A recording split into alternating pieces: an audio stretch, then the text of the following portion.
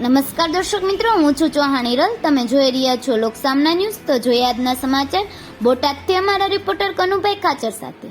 વિહળધામ પાળિયાદ ખાતે રમેશભાઈ મેરજા સાહેબ, સચિવ શ્રી પવિત્ર યાત્રાધામ શ્રી રાઘવેન્દ્ર સરકાર તેમજ ઠાકરશ્રી વેળાનાથના દર્શને.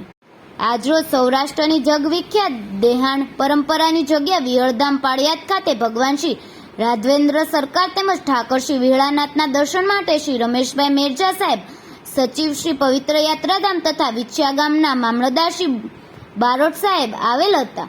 જગ્યાના મહંતમાં પરમ પૂજ્ય શ્રી 1008 મહામંડલેશ્વર નીમડાબા ઉન્નડ બાપુના આશીર્વાદ લઈ અને જગ્યાના સંચાલક પૂજ્ય શ્રી ઉન્નડ બાપુના આશીર્વાદ લઈ અને જગ્યાના સંચાલક પૂજ્ય શ્રી ભૈલુ બાપુ સાથે શુભેચ્છા મુલાકાત બાદ પરમ પૂજ્ય શ્રી વિસામણ બાપુના જન્મસ્થળના ઓરડા તેમજ જગ્યાની શ્રી મણકર ગૌશાળા અને અશ્વશાળા, વિન્ટેજ કાર કલેક્શન સહિત કૈલાસ બંગલોની મુલાકાત લીધેલ હતી અને જગ્યાની ચોખ્ખાઈ તેમજ વ્યવસ્થાને જોઈને ખૂબ પ્રભાવિત અને રાજીપો વ્યક્ત કરેલ.